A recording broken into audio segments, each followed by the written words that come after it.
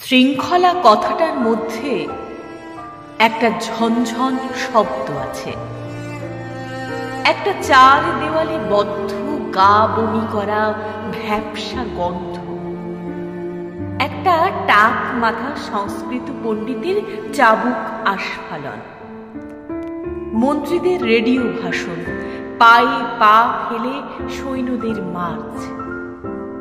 শৃঙ্খলা কথাটার মধ্যে একটা চালাকি আছে। কথাটা সমান জমিতে দাঁড়িয়ে বলা যায় না, উঁচু প্ল্যাটফর্মে উঠতে হয়। শ্রোতারা সব সময় নিচু শ্রেণীর, আর উপদেষ্টা হলেন বক্তা। বিশৃঙ্খলা কথাটা কিন্তু শৃঙ্খলার ঠিক বিপরীত নয়, শৃঙ্খল থেকে পুরোপুরি মুক্ত নয়।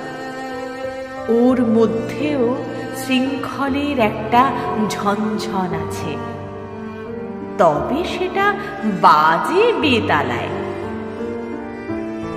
ওর মধ্যে একটা ইচ্ছাকৃত অনিচ্ছা আছে, আগাছার বেপরোয়া গন্ধ।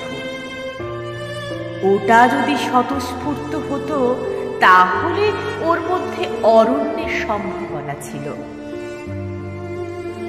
আমার মায়ের হাতে সাজানো সেই ছোট্ট বাংলোটার মধ্যে কিন্তু শৃঙ্খলা বিশৃঙ্খলা এ দুটোর কোনোটাই ছিল না। যদিও একটা পাপোশ পর্যন্ত সরাতে গেলে মনে হতো বাড়িটার ভারসাম্য বুঝি নষ্ট হলো। বাড়িটার মজা কিন্তু এই ছিল যে পা টিপে টিপে চলার কথা কখনো মনে হতো না। ও ঘরের সব জিনিসপত্র ব্যবহারের স্পর্শে অগোছালো হবার প্রতীক্ষা করে থাকত, আশা করে থাকত আবার কখন তাতে মায়ের হাতের ছোঁয়া পড়বে, মার বকুনি তারা শুনবে। তারপর দুরন্ত দামাল ছেলের মতো যে যার বিছানায় গিয়ে ঘুমিয়ে পড়বে। বাবা মারা যাওয়ার পর ঘরদোর ভীষণ গোছানো থাকতো। বাবার ফেলা ছেঁড়া কাগজ, সিগারেটের টুকরো মেঝে আর পড়ে থাকতো না। পড়ার টেবিলে ব্রেকফাস্টের খালি থালা, খাবার টেবিলে বই, একটা জামা বের করার পর কাপড়ের তোলপাড় আলমারি, এসব কিছুই আর হতো না।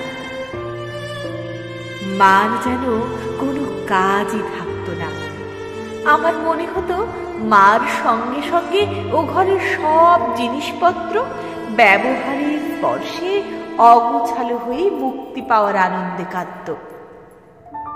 আবার আমি অনেক বড় বড় সাজানো বাড়ি দেখেছি, সাজানো কিন্তু ঠিক গোছানো নয়, ওটা ইংরেজির টিপটপ।